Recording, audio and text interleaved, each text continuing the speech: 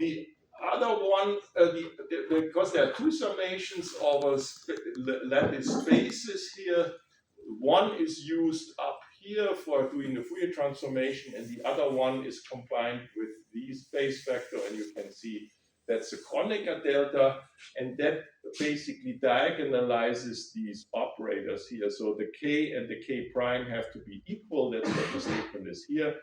And you see you have now you see that the Hamiltonian is diagonal in k. For each k, you have a NO times NO matrix, where NO are the number of orbitals you have. And so basically, that's what it's called block diagonal. And so since you have more than one orbital, you have an eigenbasis in the operators of the translational group, and that they are classified by k, and these are the Bloch states, essentially. If you look into that, what is called the Bloch theorem, that's what we see here. And so you are left with originally diagonalizing an infinitely dimensional matrix into a finite dimensional matrix, and you have many k points, basically. So the number of states, if you have a finite number of lattice sites, then the number of eigenstates of these matrices are, of course, the same here, but you can see you pre-diagonalize the problem. You count the number of k points, you can introduce periodic boundary condition, and that gives you a restriction of the number of k points there. And of course, if you take the system size to infinity, so n goes to infinity, these number of k points become dense, and they are located in the first Brion zone, as we argued before. Only that they become then continuous, and you can replace it by integral. And 10 to the 23, which is a typical number of unit cells of a small lattice crystal, is close enough for infinity for any practical purpose of a physicist. So you can either write it as discrete version, which I prefer here, but we will see also that you can write it as a continuum. You only have to pay attention that these operators in a continuum, they get they get dimensions here, and you have to be a little bit more careful. So that's why the discrete version is simpler. So that's what you do, and then you diagonalize these finite size matrix for each k point, and then you get NO eigenvectors there for each k point, and you give them numbers, and essentially because they are different for each k point, you get a dispersion and you get bands, and you get as many bands as you have orbitals in there. And so that's what is written here. And so it basically, typical example, what you're going to do next week is graphene. There you have two orbitals, and you basically have two bands. So that's a simple thing. You can do type binding style, but you can do a little bit harder work. And that's here. That's what we were looking in a couple of years ago. That's manganese telluride. And the interesting thing is that is a semiconductor which is antiferromagnetically ordered, and the antiferromagnetic order is sitting on the 3D orbitals. And one of the research questions was, how does the transition from a paramagnetic phase to antiferromagnetic ordered phase change the band structure? How's the magnetism influence the band structure? And because that was experimentally termed, the band gap changes once the system becomes antiferromagnetic, and that was an experimental finding, and we try to understand that. Anyway, so what you can do is then you do some sort of a tight binding model. We did a little bit more than a tight binding model, but this is a preliminary work from a former PhD student, Linneweber. Torben did some calculation with a method which is called density functional theory, with some finite Coulomb repulsion correction. And what you see here is colored are the contribution of the deep orbitals to the bands. So you get a lot of bands here because you have a lot of orbitals. You have manganese D and manganese 4s, and the tellurium have p orbitals. And then there are 2 manganese and 2 tellurium in the unit cell, and then there's a whole slew of stuff. And that's what you typically get in real life. And basically, if you diagonalize that, then you can take the eigenvectors. The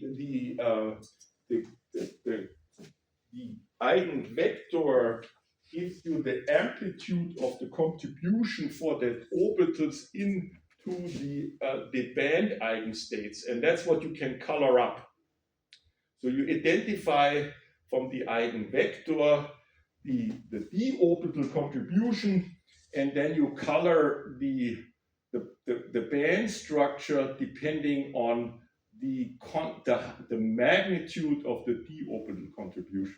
And if the d orbital contribution is 0 or very small, then you color it blue, and red is when it's mainly e character. So basically,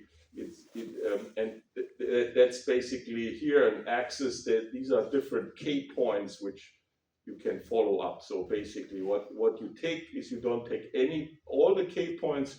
You go out of in different symmetry directions. Anyway, so that's I just wanted to bring that from real life, from research, and that's what people do.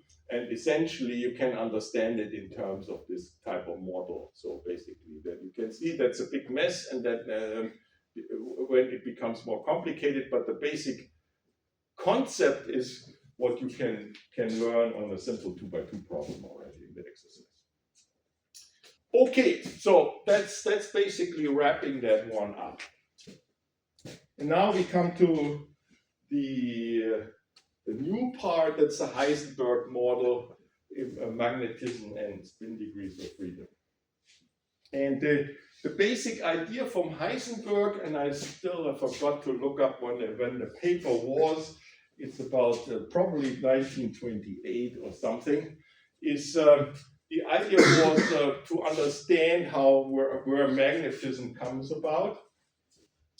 And we discussed about that already in the sense that I showed you when you take into account the Coulomb interaction between the electrons, which is completely gone in these tight binding models, that's just single particle potential energies in which the particle are hopping. So basically, you have attractive potentials from the cores, and they produce you a periodic potential landscape, and that gives you this tight binding model.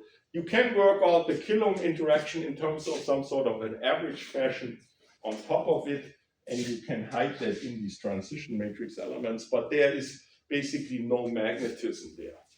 And the magnetism arises from these exchange integral, which we discussed already in the context of the Haider-London solution and the hydrogen molecule.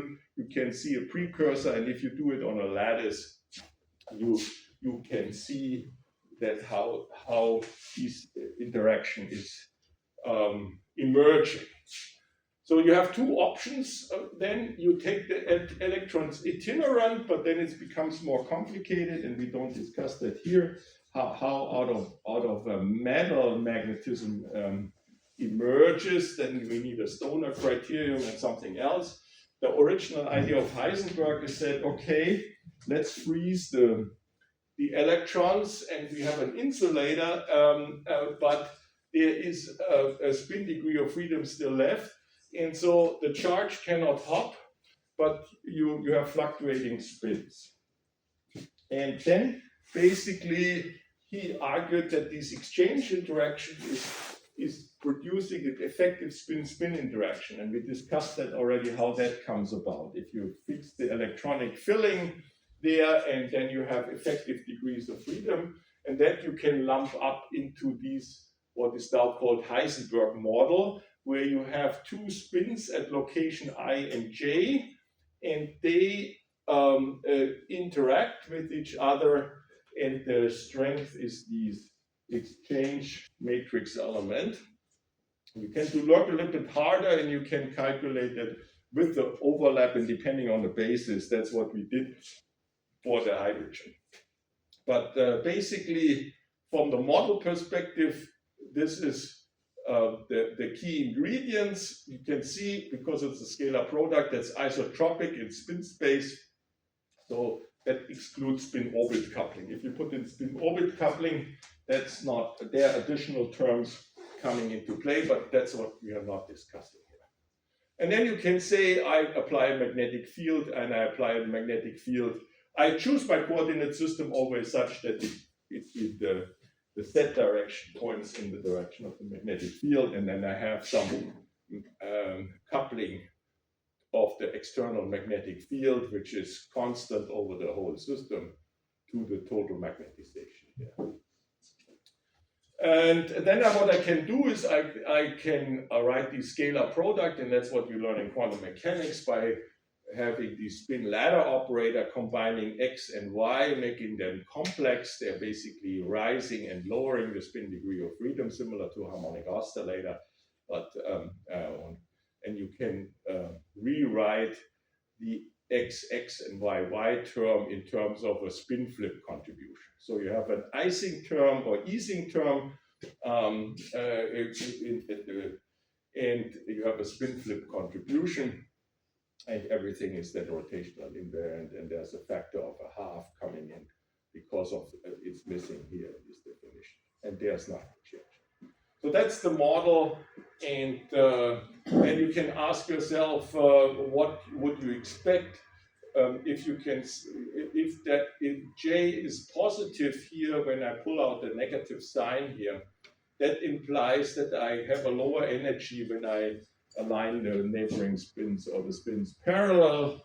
And if I apply all the spins, if I choose a state where all the spins are pointing in one direction, you can see that this additional term has no effect because you cannot flip the spin. And when the system is fully polarized, so you either so obviously, then this state of the fully polarization is an eigenstate of the system. We're going to discuss that in a moment. And that's a ground state of the system in case that the J is positive in this notation here. And the alternative is you make it negative, and then obviously you want to align them anti-parallel. And if you do them all anti-parallel, that's called the Niel state. But you can see that the Niel state is not an eigenstate of the antiferromagnetic Heisenberg interaction, because you can add, you can have if you have a spin a half and they are just opposite to each other in the neighboring sides, and you have some sort of only neighboring interaction, then you can flip the spin. So there's obviously a fluctuation. So the true ground state of the antiferromagnetic Heisenberg model is more complicated. It's a linear combination of these Niel states. And that's what we are not discussing. That's up to a specialized magnetism lecture. We are just discussing the elementary stuff here. And so essentially what I'm focusing on ferromagnetism, but the antiferromagnetism is included here too. And typically, as we discussed, there are good arguments because of these atomic wave function decaying rapidly, that these matrix elements, they decay rather rapidly.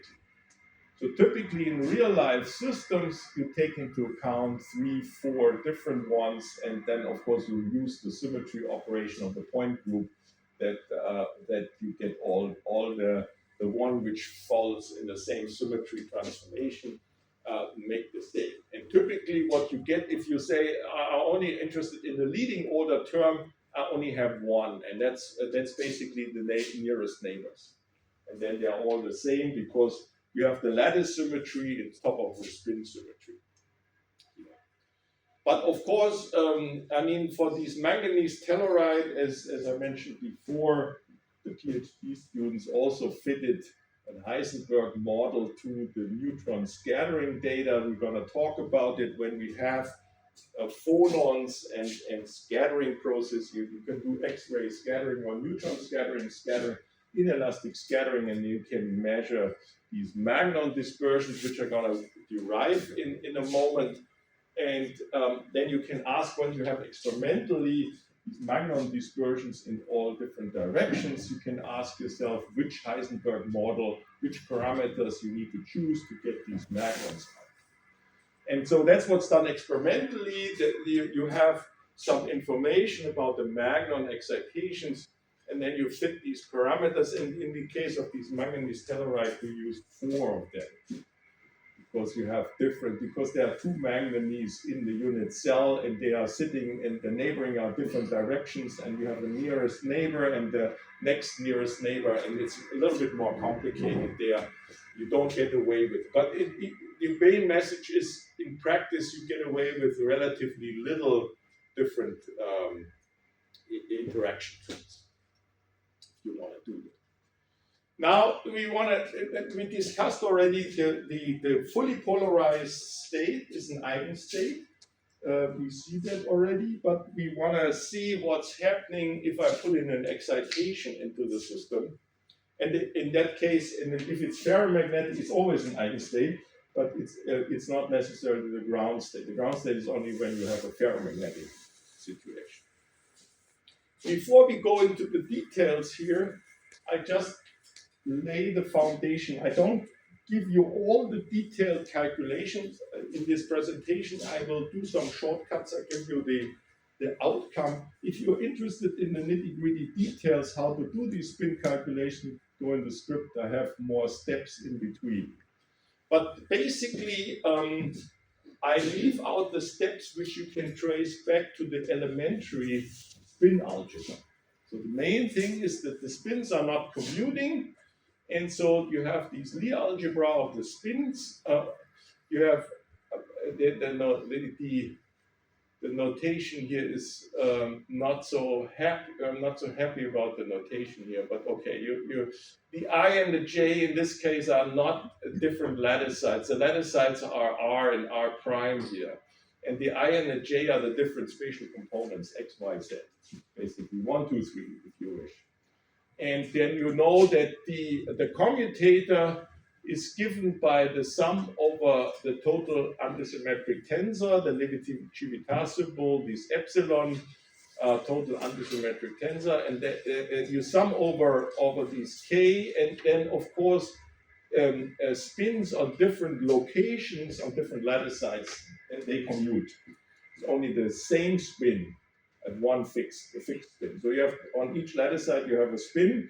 They are commuting, but they are not commuting if you have spin components at the same site. And so you basically, if you ignore these index, the location index, that's what you learn in quantum mechanics. That's in the quantum mechanics 101 class, and then you can also define. That was already the previous slide. These plus minus combination you can define. So this is the elementary stuff, and then what you use already in quantum mechanics to learn about the irreducible spaces and how these multiplets look like is that's why you introduce this ladder operator, and which has this property. You can derive some elementary rules from combining the definition and the individual component algebra that the S plus commutes with S minus to 2 times SZ. And of course, they have to be on the same lattice side, otherwise they commute anyway, so there's a conic at the down top. So that's what you can, this expression you can derive from the definition and from this elementary algebra. And then the second one which we need is Z commutes with the plus minus. It reproduces this operator, so basically with a plus or a minus. So basically the plus minus, the ladder operator reproduces itself with a sign change, and this expression is used to discuss why these irreducible spaces are finite dimensional in quantum mechanics, and then you classify the eigenvalues of the total as Z with L times L plus 1 and so on. And so that's the elementary stuff which is entering. So your starting point is this is spin algebra, and these are the two, that's all we need. And the only thing, the new ingredients is that we do the same thing as we do for the electrons, because as we discussed already, that the translational symmetry is also in the Heisenberg model because it's on a lattice. So as I said, the translational symmetry defines the essential characterization of potential eigenstates in terms of in K-space. And since we know that already, we can use the fact and do the same line of arguments as with electrons, but only with spins. So instead of transforming the electron operator, creation annihilation operator, we transform the spin operator in K-space by having a linear superposition with a phase factor given by the a to the minus k ri, and then sum over all lattice sides.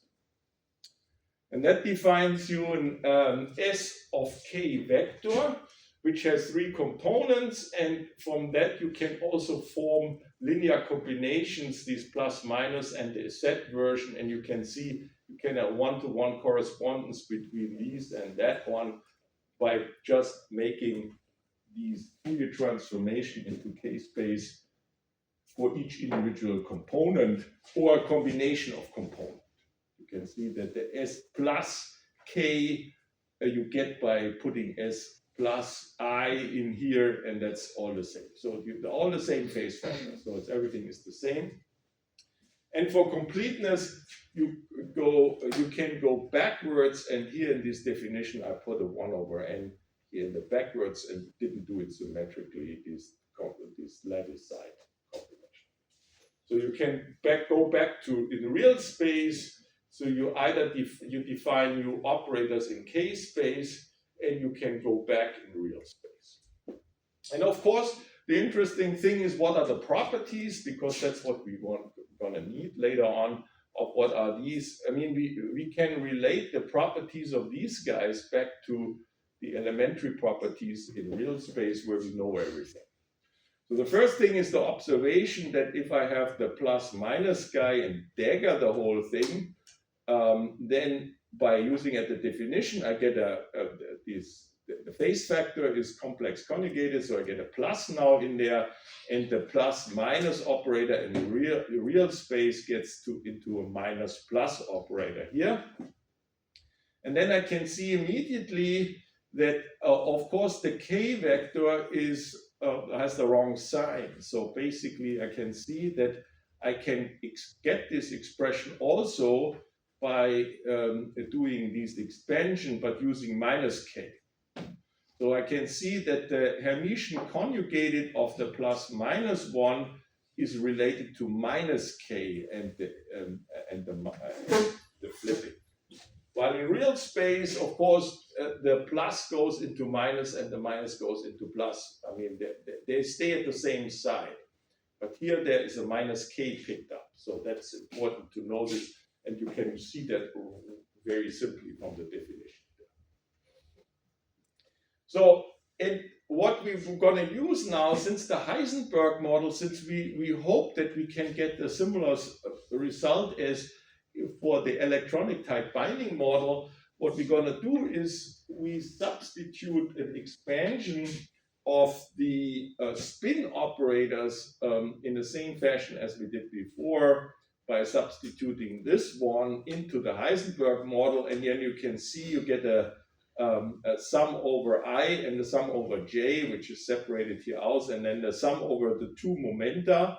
So you have two spin operators here, which you have a scalar product of, and they are different momenta, and you can see that you add that one and you subtract that one, and that's coming out of the same line of arguments as we've seen before. You invent a second phase shift here, which you cancel.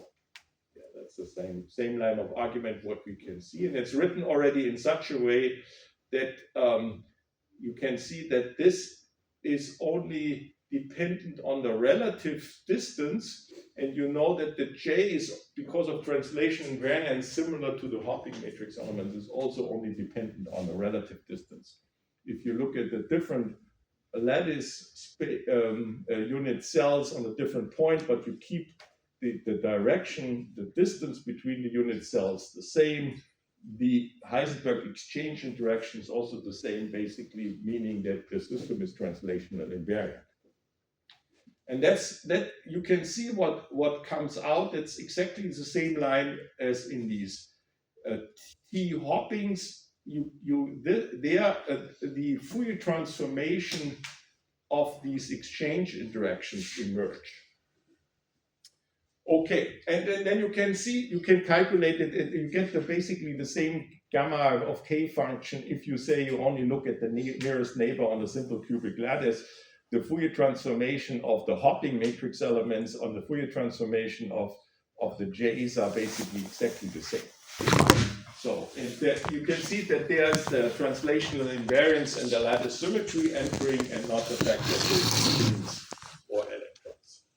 So that's what we have here, and so that's again a remark that this only depends on the relative distance. So we define a J of k as a Fourier transformation, and that's a shortcut for this, and that's the recipe.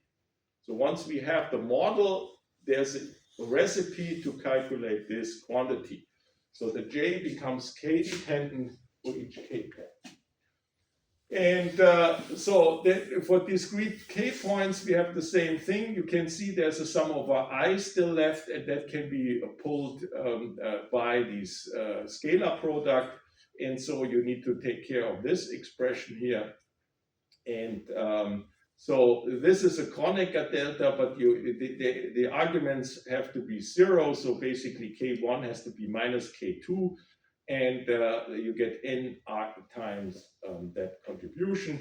And you can see from this expansion, you pick up 1 over n for each expansion of the spins. So that gives you 1 over n squared. And that cancels this factor of n. So the 1 over n is left over. And that's what you get. And the only thing is, here in this case is because you don't have dagger operators, you have the same spins, you have a combination of k and minus k here. And so you have to be a little bit more careful than in the tight binding model, where we have C and C dagger. So we have Hermitian conjugated operators in real space, creation and annihilation operators, which we don't have in spin space. So they are basically symmetric, and that's the reason why there is a k and minus k. But you can see that's also diagonal in k.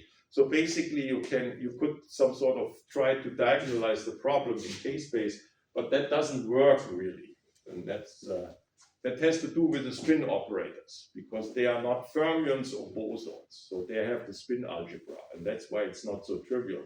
But basically what you can see is you can define a k-dependent block in doing something, but it's not so much of a simplification. That's the problem with these, in contrary to electrons.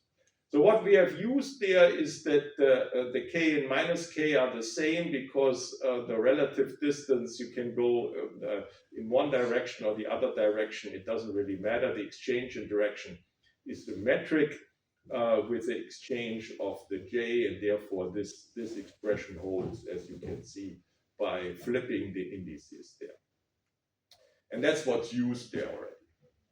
And so what I told you already, if you have a d-dimensional cubic lattice with only nearest neighbor coupling, this is exactly the same expression you get to the tight binding model. So you get a phase factor e to the I k times one lattice spacing forward and one lattice spacing backward in each spatial dimension. So you sum over all spatial dimensions, and you have the coordinate direction alpha for these coordinates. And so that's, you can see that 1, 2, 3 dimension is all the same.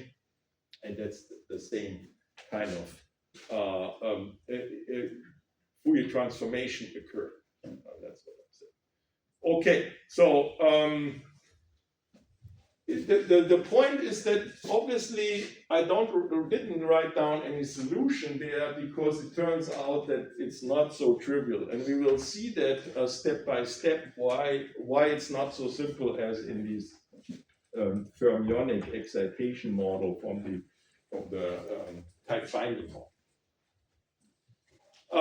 So this is where we stand at the moment. So we have an exchange term which causes their spin flips, and you have a measure whether they spin are parallel or anti-parallel, and we just pull along these magnetic fields for polarization. And to make life simple, we assume a ferromagnetic ground state. As I said, we can also start from that state. Because it's an eigenstate, it wouldn't be a ground state, and therefore excitation, it wouldn't be the excitation. So we are assuming that we have a ferromagnetic ground state. That is meaning that the J's are positive, and so the spin wants align. So all spin points down. That's just a convention. You can also put them all up. It doesn't really matter. That has the same energy. So now you can see what do you know from the elementary excitation if I take a local spin and a spin operator and apply it to these spin where it's all down, then I pick one set component, and that I call that S. Could call it S set, but that's basically the maximum polarization of the system. So I get one contribution, and of course I can see if I have a single spin flip down when all the spins are down, the effect that destroys the state. And then I can immediately say if I have a linear superposition in K space, these S minus K acting on the state is 0, and that's, you can see I organized it already in such way that if I apply the Hamiltonian, this term gives you a 0, and this is you can do a combination, and this is reproducing, and you can see that you get an eigenstate. So this K is basically this expression. If you take the Fourier transformed of this guy here, then you have this component, and then you have a sum of the phase factors, and that gives you a Kronecker delta. So K has to be 0, otherwise it's 0. And then you pick up a factor of n if the argument is 0. And therefore, what you can apply there is the Hamiltonian onto these fully polarized state. And so this is giving you 0. This gives you some energy shift. You get n times this contribution at 0 energy, and that cancels with the n there. You pull it out here with the n.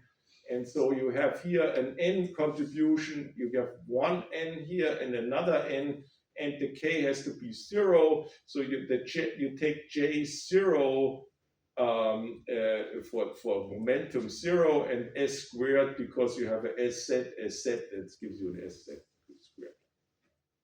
So that's the ground state energy in a magnetic field. And it fulfills what you expect. So it's extensive, it scales with the number of lattice sites. And then you have some sort of a measure. You can calculate the density by dividing E0 by n, and that's basically the contribution per unit cell. And that basically is some sort of a spin polarization, and in K space it has that. Now, of course, we see that's an eigenstate, and then now we can ask what happens if you do a single spin flip. Okay? And it's clear that if you put a single spin flip in there by an S plus local operator, this state is not an eigenstate of the system, because you have then you can propagate this spin flip with these S plus, with this S minus and plus term in the Hamiltonian. So the natural thing, and it's not surprising that, of course, these excitation, if it's an eigenstate, that it doesn't, it's not an eigenstate classified by a real space. So it will be classified with K again. And so it's naturally, we do a spin flip, but we allow a superposition of all possible spin flips with some amplitude, which I call f of I. Yeah. And then an educated guess is coming from Bloch's theorem, is that these phase shifts here will again be these Bloch phase vectors.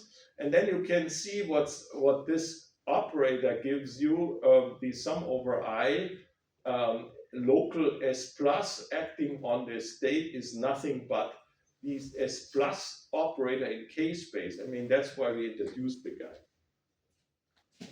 It's basically some sort of a spin flip which is delocalized over the whole lattice. So that's the state. Of course, you can ask whether that really makes sense. I know already the answer, and so that's why I do these kind of ansatz, because to shortcut it, because we're gonna look into the solution of this kind of problem then in the framework of the beta ansatz later on. But so this describes a spin flip excitation, which involves not only a lattice side, but it involves all lattice sides, and the difference of the different lattice sides is classified by an additional phase factor, and you can see what it means. It's basically a spin wave.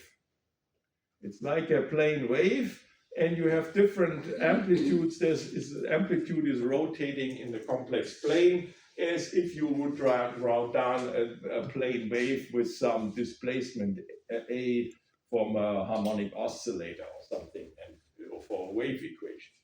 So that's not surprising, and we also understand what the physics or what the deeper reason is. That's the translational symmetry, which is underlining here, and which the lattice obeys. So what my task is now to really, after I wrote down this state, to really demonstrate, starting from this Hamiltonian, that is really an eigenstate. Okay? And what happens, and then the next question is, of course, once we are done there, what happens if I put in two excitations? Is that again an eigenstate? And the answer will be no. That's the bad news. And that's why the model is, even though it looks very trivial, it's very complicated, and people are still fiddling around with it after almost 100 years. Anyway, so I don't derive that, but basically from these elementary properties, how these S plus and S minus are defined on few slides previously, and the elementary algebra for a real space, you can plug that in, and you can derive. You get a similar expression than in real space. Only the difference is that instead of K prime and K, you get a sum. The new SZ operator is the sum of these two guys there. That's the only thing. But the rest is kind of obvious. That S plus S minus commutator gives you the SZ. That's what you see in every location that comes out of the spin algebra. But these momenta, they are adding up. So that's if you can plug that in. It's 3 lines of. And if you don't want to do that, look in the script. And for the same kind of arguments, you can look at the SZ and the S plus, which we had a couple of transparencies before in real space. And there's also, with the same line of argument, because these phase factors come in there, and then you have a delta ij, that you have in real space, they're diagonal, these commutators, that basically ends up with the sum over both. The locations are the same, and that because you have 2 phase factors, and that's it. So there's no magic to it. Yeah. And so if you think about it, what we need at the end of the day, we need to calculate the commutator of the Hamiltonian with that excitation operator. And remember the Hamiltonian, it has two contributions. It has a SZ combination, and then it has a S plus S minus combination as well. And S minus S plus, but I didn't went into the details, but they are merged for a symmetry reason because it's K and minus K there. You can see that you can do that. There's only one which is right. So how do you do that? You have A, B, C a commutator, and that's basically A times commutator BC plus B times commutator AC, and that's what you get out here. And you basically, from these general commutator rules of commutator from ABC, you can see that you get two terms, and each one you can read off from this expression, and that's what you get here. And then the only thing is you have to take into account that from these rules you either have a minus K prime, and you have a K, and then you have a K prime and a K, and you see that there's a plus showing up if you commute the SZ with the S plus and you pull out the SZ in the back, then you get this one, and the other one you get a little bit of the different combinations. But basically that's elementary commutator rule. You know what I'm talking about, or? So that is A, B, C commutator is A commutator B, C plus B commutator A, C. You can derive that, just write it out, and you can see that this is the equivalent. So that's a very simple thing. And this is what I've used. Because the individual ones I have in Hamiltonian, I have a product of these two, and I just, with this step, I separate them, and in the next step, I evaluate these two commutators, and that gives me either this contribution or that contribution. Then I do the same thing. I have the S plus S minus combination. I also do it with the same excitation, and I get then this combination out of it. Get a minus sign here because the plus and plus they commute, but the minus and the plus are not commuting, and so the plus is coming out there, and you can see there's a minus and a plus. It's just the wrong order. That's why it picks up a minus sign here. And so what you can work out, and that's what I'm not showing you in details, you can just plug that in. You take the full Hamiltonian and you want to calculate the commutator with this S plus, you write down the full Hamiltonian, you identify, aha, this are the elementary contributions, you plug that in, and that's what you get here. Here, you can see that the J is just a function, it's not influenced by the commutator. This piece comes out of this one, and that piece comes out of that one, and here the minus sign is conserved, and here you pick up a plus sign, so there's a sign change here.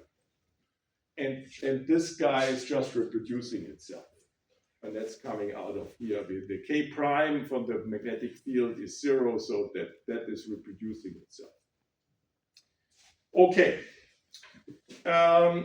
So now the other thing we need to do is we apply, because I mean, what we want to see is we want to use this within the standard trick. So we want to have the Hamiltonian acting on the S plus operator, which is acting on the fully polarized state, because that's the full state.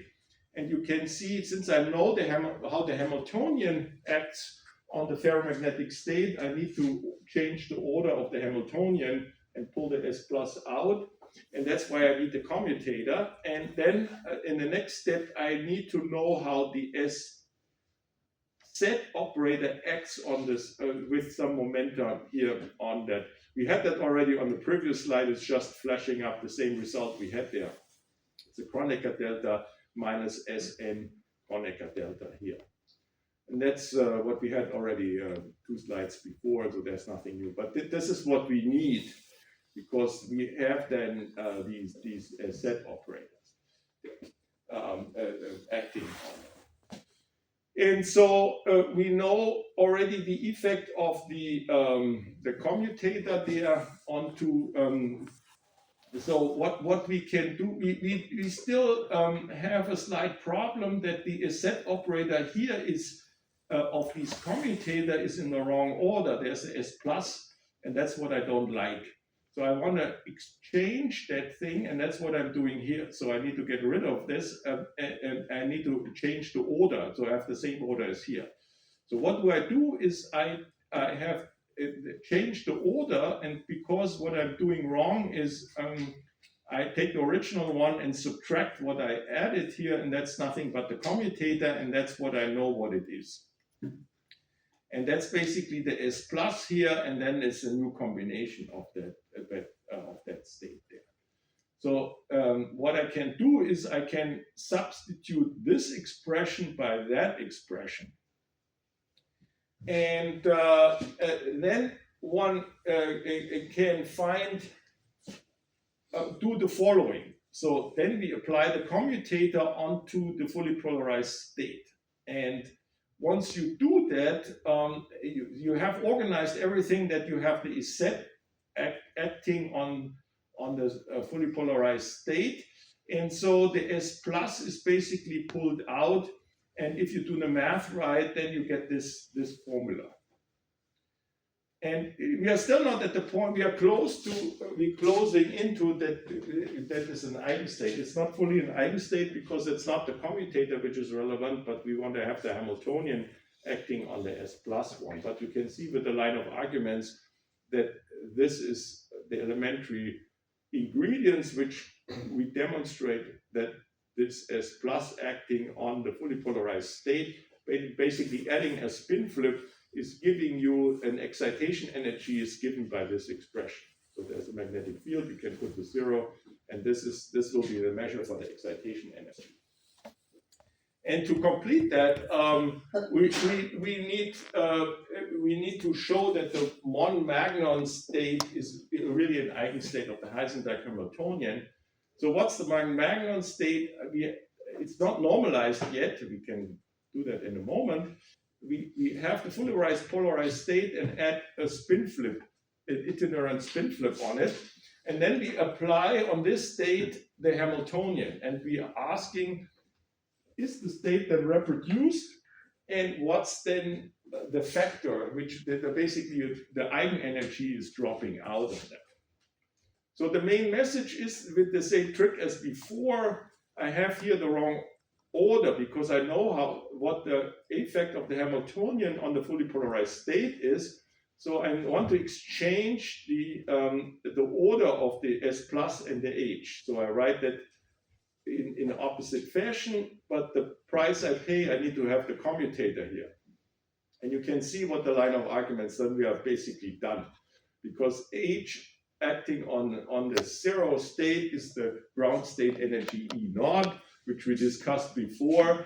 And the effect of the commutator is this. And you can see in both cases, I reproduce S plus of K acting on the fully polarized state. And that's what I get.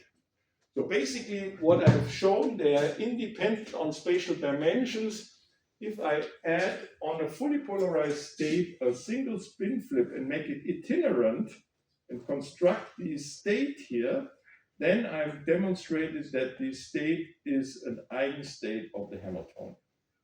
Okay? So the single spin flip state, and that's called a Magnon state. The Magnon becomes then makes more sense if you claim that for some reason you have more than one Magnon, you have many Magnons, and you assign them some bosonic statistics. And so the Magnons are basically spin wave excitations of a fully polarized Heisenberg state. You can define Magnon excitations also around the antiferromagnetic state, but we are not discussing that. That's a little bit more complicated, and that we leave to a specialized lecture. Here I want to focus on the basics. So, and that basically says the eigenenergy is the ground state energy plus these commutator contribution, and then we can say the commutator contribution is just the excitation energy of the problem. That's what you get. You subtract the eigenenergy of the problem, E of K, you subtract the ground state, and that's what's left here. Okay, there's a bracket missing here. There's a typo in there. Then you can ask what it is.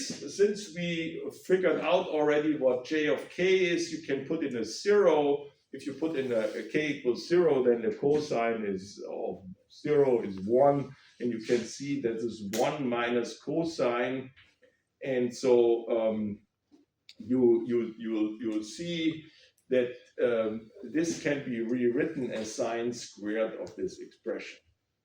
So for k going to 0, then it's not surprising that the excitation energy is vanishing, and it's some sort of a long wavelength limit.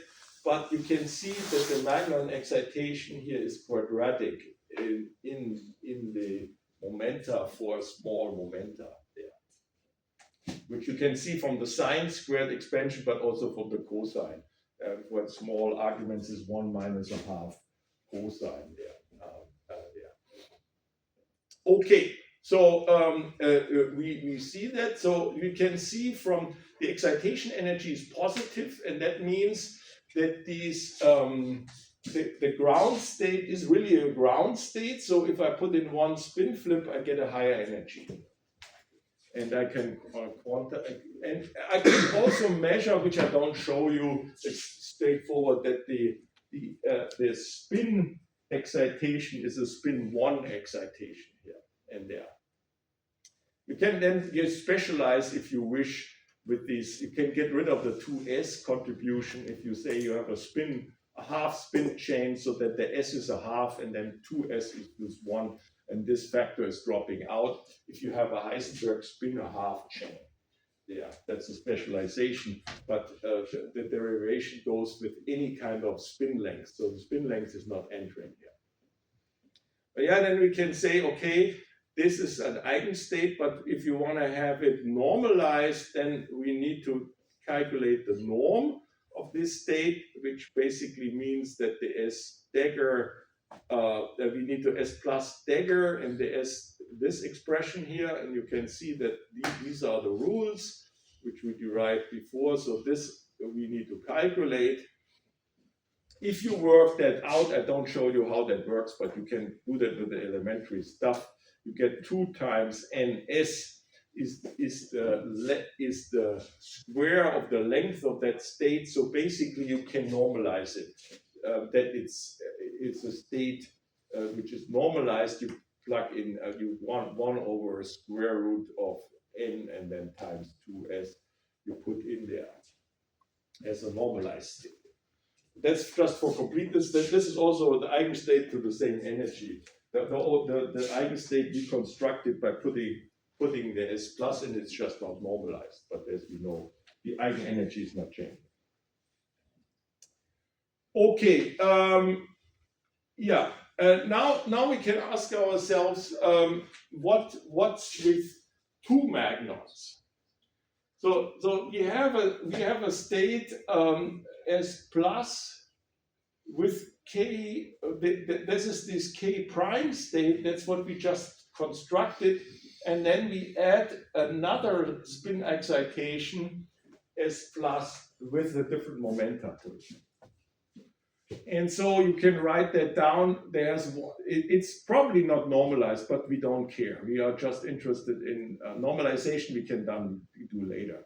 But we take from the first one, we take the normalization, and then you can see we have the product of S plus here with different momenta acting on the fully polarized state. You can do the same thing using the algebra which I showed you, but I'm not showing you that. If you want to go to the details, look in the script. I did the math there, but the algebra is exactly the same as I did before. So you use the result we had prior to that. We used the commutator from this S plus, which was on the previous slide. And you just apply it to this guy, and then you need to do another commutator, and then you need to do it double with k and k prime, and so on. And long story short, after one page of spin algebra. That's what you get at the end of the day. I just demonstrate what it means. You have these here. This state, which we constructed, is a S plus K and K prime. You're not surprised that the ground state energy shows up.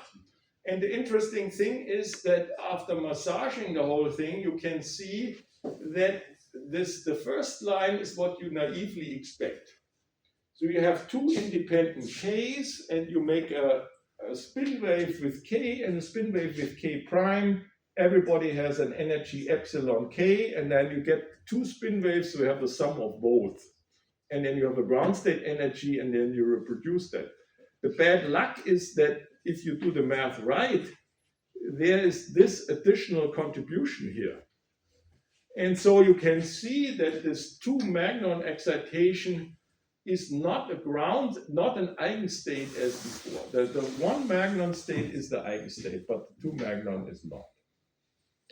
But the good news is, if you analyze it, there is some sort of total momentum conservation, because you can see what's happening here. So there is you weigh, depending on the J of K, the K dependency, there's a scattering. So you have a momentum transfer. So what it means is you still stay in the same space here, but you involve now additional K momenta. So the K here loses a momenta K1, and you add it to K prime. So basically, this is a momentum conservation scattering process. You go in with K and K prime, and you make a momentum transfer, and the weight of the transfer is given by the difference of these Fourier transforms in J, and then you need to sum over all the possible momenta transfer Q1. And then you can see, obviously, that this is not an eigenstate, and so in principle the eigenstate is actually, you get a 2 magnon scattering processes in here, which you need to take into account. So the question is how to do that, and there are different recipes. In arbitrary dimension you cannot solve the problem. That's a fundamental problem, but what people do is they do some sort of a mean field factorization, and we'll see whether we can do an exercise to that, that you can pretend that in the leading order the 2 magnons are surviving, and they will be corrected a little bit by the scattering, basically. If you factorize that, then you can basically replace these scattering events in some sort of doing an averaging, and then you change the dispersion a little bit. Because there's another magnon present, that means that the energy is shifted a bit. And that's the key thing of any kind of mean field theory. That's what you can do. And there are different techniques to do this. There's a approach, it's called Holstein-Primakov approach, and then it also leads to magnon scattering, and then you can average them out, and then you get a little bit of a change of the dispersion. And that's the generic result. But that's basically the main message here, is that the 1 magnon state is an eigenstate of the system, but the 2 magnon state is not. And the interesting thing is that these 2 magnon scattering processes, this can be solved exactly in 1 dimension. And that's what Bethe noticed. In higher dimension, you cannot do that. You can just some sort of try to absorb it somewhere. But the notation that you have magnon excitations makes sense. So you have basically spin wave excitations. They become very important also for the destruction of ferromagnetism. Okay, so 15 minutes left. We start with the Heisenberg model in 1 dimension as an example of exactly solvable model using the beta ansatz. So we have the same model. The only difference is now that we restrict ourselves to a chain. We don't have arbitrary spatial dimensions. We have a chain, and each chain side we have a spin associated, and we label these chains by small n, and the n runs from the small n runs from 1 to capital N, and we have here nearest neighbor interactions. So that's another restriction. The ij is not arbitrary. It's just the neighbors are talking to each other. And then we forgot about the magnetic field. We didn't do anything with the magnetic field. That's just a bonus. We ignore that. We have external magnetic field 0. Here we have the spin flips, also the nearest neighbors, and you can see that's a Hermitian operator. And that's written in real space along the chain.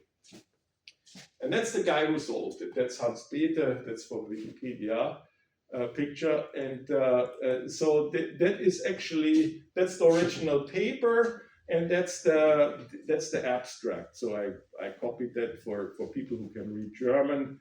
That's what he wrote. There will be a method given to construct the eigenfunctions in zeroth order and the eigenvalues in fourth order in the sense of an approximation of Heidler-London for a one-dimensional medal.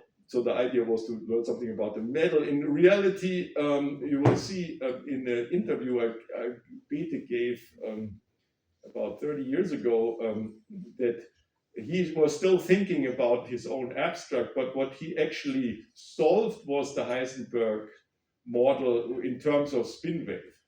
You see, next to the spin waves, that's what we were talking about, these spin wave excitations, these Magnon stuff. There are eigenfunctions showing up, which basically try to bind spin flip contributions.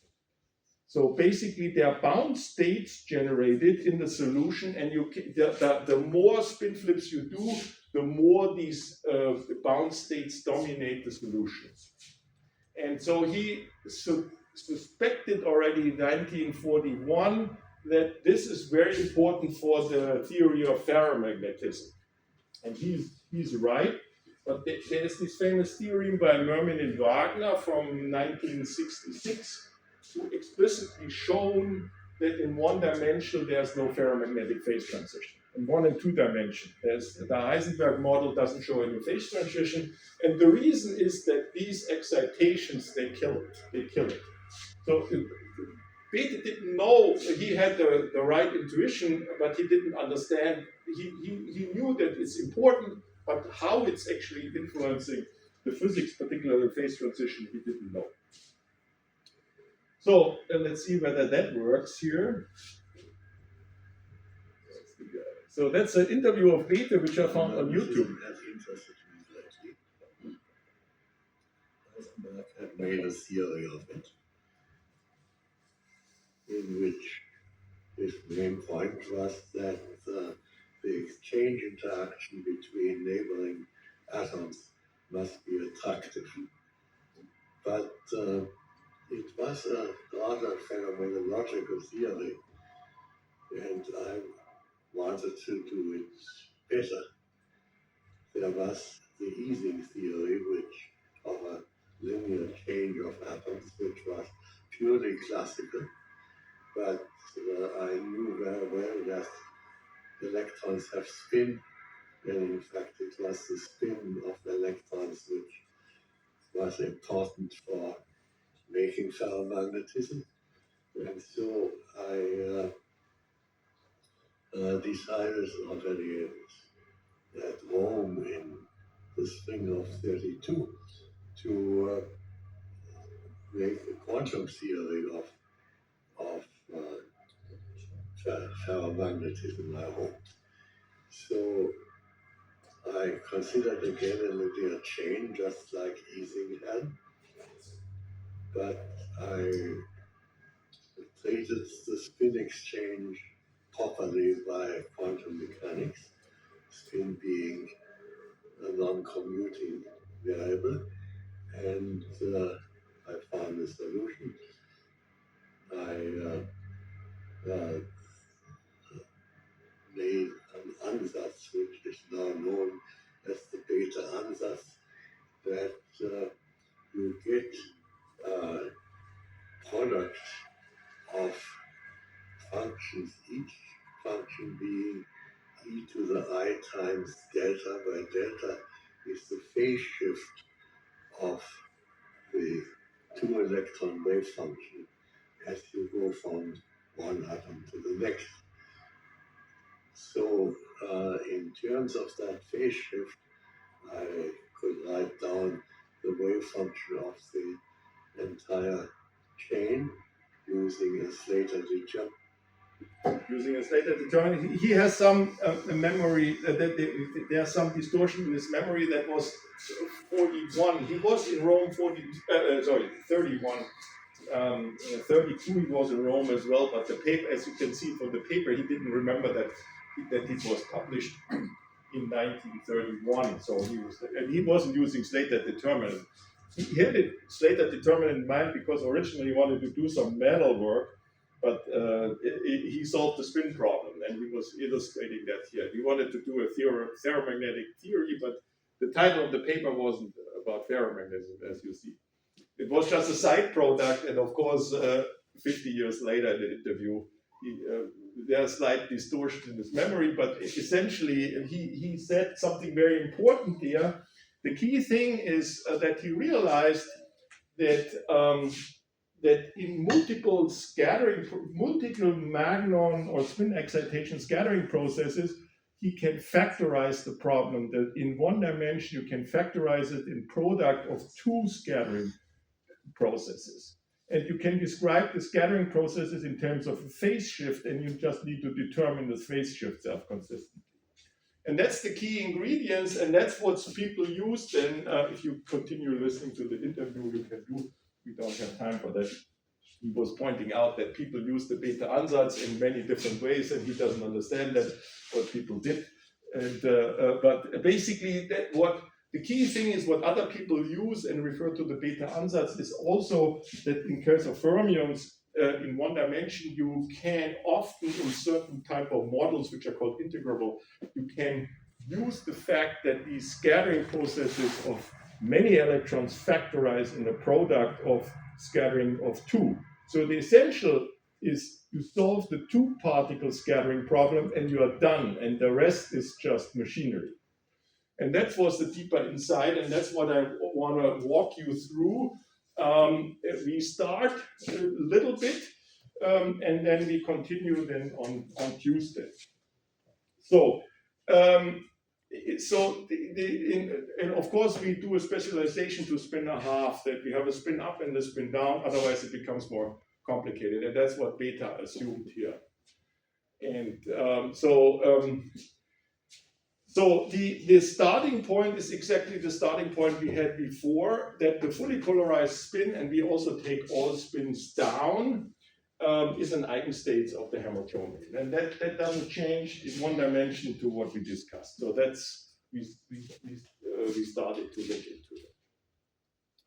And so the first thing is, which I didn't discuss previously, but the total spin and the set component of the total spin is conserved because of spin symmetry of the model. Is you can classify the solutions or the way the set of eigenstates in terms of subblocks, which are classified according, do you have 0 spin flip, 1 spin flip, 2 spin flips, and so on. So you have 2 spin flips, you don't lose the space and go to a 3 spin flip because that has a different set component and the set is conserved. And so the eigenstates of the Hamiltonian need to be classified according to the states of the set operator. And the set operator, you can start with a fully polarized state, and you do 1 spin flip, 2 spin flip. That reduces the value of the set component of your total state by 1, each step by step. And so that's the strategy what beta had. You start with 0 spin flip, that's the ground state here, the ferromagnetic one, and then you do 1 spin flip, 2 spin flips, and we are looking in 3, and then we finish. The one we actually solved already. So, so what you can do is you can do the same line of arguments. You go back into real space. You have some positions along the chain, which you label by N1, N2, and NR. That's how many spin flips you have, and you add on these product of spin flips, which are all on different sides, and therefore these S plus operators are commuting, so it doesn't really matter. This is the basis you have in the space of n spin flip, and you know that the total S set is the ground state S set minus R. That's how many, or plus R if you go for minus, if you have a negative polarization. So that's the basis for these general. You can then classify all the solutions by the number of spin flips, and then you basically you can say that the general solution in that sector is given by a linear combination of having amplitudes times the spin flips. So you basically make all kinds of combination of spin flips, and you put some amplitude in front of it. And the only thing which makes sense, because these you can always order these numbers. You make a agreement that the amplitudes, if you flip the amplitude indexes, it's the same. Basically, they're symmetric, and that you basically can say they're ordered, because in a linear chain you can identify if you have a fixed spin flips. Then you can say the N1 is to the left of N2 and so on. And so the numbers can be ordered, and that's actually essential why that's solvable here in this case. So, but that's basically, that's a general remark. So that's what you can do. The key thing is, can we actually find these amplitudes? So we know that we are only mixing states within this amplitude sector defined by R, but can we find all these amplitudes? And in general, these amplitudes are defined by Schrödinger's equation. And Peter's ingenious was, he made an educated guess how these amplitudes look like, and then proven that they are in fact the right way. And then he counted the number of states and showed that first you get not enough, and then you look deeper and find the other solutions which you didn't find, and so on. Okay, so that's the ansatz here. That's the general quantum mechanics 101. So there's nothing to it. And what Peter did is that's his famous ansatz. That's how it works. He says, okay, we have some sort of translational symmetry, and we saw that already. We have these plane waves, and we have momenta, k, k1 till kr, if you want to. And then we have scattering phases here. So we sum over all these momenta here, and we sum over all the scattering phases between two different types. And then we need to symmetrize the whole thing, because we can flip that, and it has to be symmetric when we flip these numbers around. And the combination, because there's no way to distinguish a particle 1 and a particle 2, essentially. And that is basically some sort of a Bose statistics. What he does, he sums over all permutations. And you take the permutation group, you have a R equals 1. There's, of course, only one element. There's nothing to be permutated, but with 2, you have 2 factorial. And if you have R, you have R factorial elements, and you sum over all that. So that's a sum over all these amplitudes, and the amplitudes are product, and you can see there's only 2 particles entering. These are the scattering phases he was talking in the interview, and I was mentioning. And these scattering phases, that you only have pairs of indices and not the whole product of R scattering phase, which depends on R different positions, but only on 2 different positions, is a feature of this one-dimensional Heisenberg model, and that's why it becomes solvable. So here, that's an eigenstate. If you do this combination, That's an eigenstate of in there. And the key thing is now to prove that it's an eigenstate first, and then identify these K's and these scattering phases, and then find a reason why that's only these scattering phases are dependent. So the consistency, I give you the solution already, and I'll walk you through the next time how to get to it. So that's one key ingredient. By putting that in and using the Schrödinger equation, you can massage a solution such that the cotangent of two of these wave numbers, the difference is given by the cotangents on these scattering phases. That's the factor of 2 going in. And then you have another condition, that's the periodic boundary condition, that these, if you ignore the scattering phase, you have the standard boundary conditions you probably have discussed already in experimental physics. But here the wave numbers are shifted by the scattering phases. So you have some integer I here,